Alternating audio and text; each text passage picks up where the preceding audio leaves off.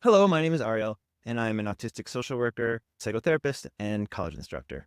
Judith asked about books I would recommend to learn more about the connection between autism and Nazi Germany. I also want to talk about books about the history of autism in general. Asperger's Children is the one that most directly speaks to that specific history. You've probably heard of the book NeuroTribes. It's a favorite in the neurodiversity movement. As a journalist, Silberman weaves together history with stories from autistic families. It's accessible, compelling, and it centers autistic self-advocates.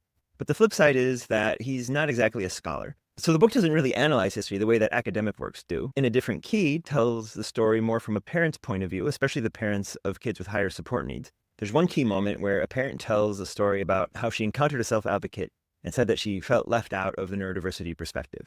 In NeuroTribes, you have self-advocates who celebrate autism as natural variation, as in a different key leans more towards a medical model. And then there's constructing autism.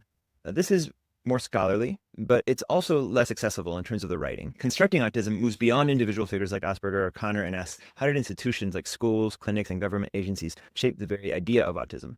It draws from the work of Michel Foucault.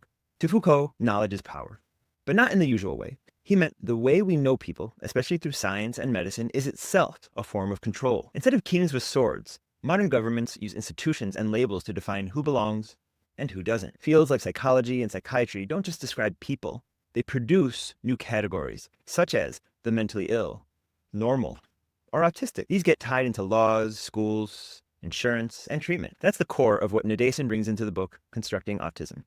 And here's the kicker. We define normal by obsessively studying the abnormal. So instead of asking whether autism is real or whether it's biologically based, this lens asks what kinds of knowledge have been built around autism and what kinds of power do those ideas carry. Fast forward to a book that I just picked up, Empire of Normality by Robert Chapman. This one came out in 2023. And like Constructing Autism, this book looks at how autism is defined through systems of power. But this one is through a Marxist lens. It is economic determinist or historical materialist. This means that different ideas about mental illness, for example, are ideologies that are shaped by the underlying economic system. And in order to fundamentally change our conditions, we need to change that economic system. So instead of just asking who defines autism, Chapman asks, what economic systems shape those definitions? How does capitalism push certain norms about productivity, communication, independence? You could see a debate between Foucault and Marx, although Chapman really subsumes the discourses defined by Foucault into an economic determinist framework. And Foucault certainly was influenced by Marx. Both perspectives can be useful. Foucault helps us ask who holds the power to define and diagnose, whereas Marx helps us ask why certain traits become problems in certain economic systems.